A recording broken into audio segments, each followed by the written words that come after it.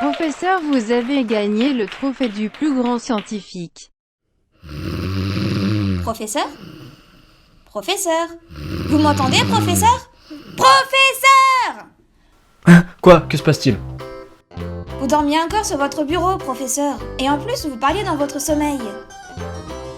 Oui, tout à fait, je faisais des recherches sur les rêves lucides, mais ils sont de plus en plus absurdes malgré mes efforts. Je ne comprends pas. Les stagiaires du laboratoire semblent paniquer.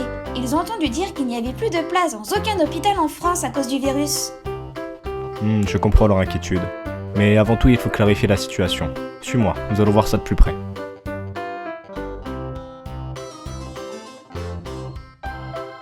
Le Covid-19 entraîne différents symptômes. Les plus courants sont la fièvre, la fatigue et une toux sèche, mais certains cas présentent aussi des douleurs, une congestion ou un écoulement nasal, des maux de gorge ou des problèmes digestifs. Ces symptômes sont généralement bénins et apparaissent de manière progressive. Certaines personnes, bien qu'infectées, ne présentent aucun symptôme et se sentent bien. Et à peu près 80% des personnes guérissent sans avoir besoin de traitement particulier. Mais malheureusement, environ une personne sur 6 contractant la maladie présente des symptômes plus graves, notamment des difficultés respiratoires importantes. Les personnes âgées et celles qui ont d'autres problèmes de santé ont plus de risques de présenter des complications graves. Je vois, c'est donc ces personnes-là qui doivent être hospitalisées.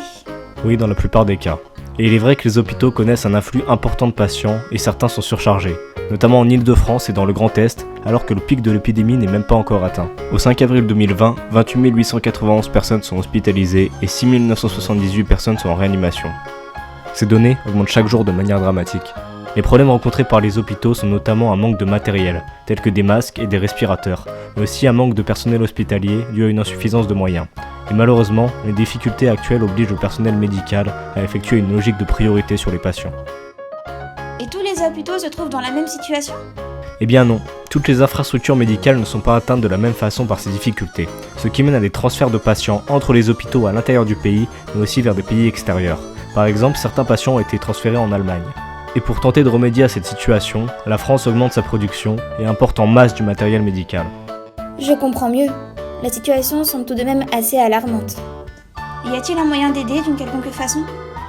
Eh bien, pour limiter la surcharge des hôpitaux, la meilleure solution est de rester chez toi, afin de limiter au maximum la propagation du virus.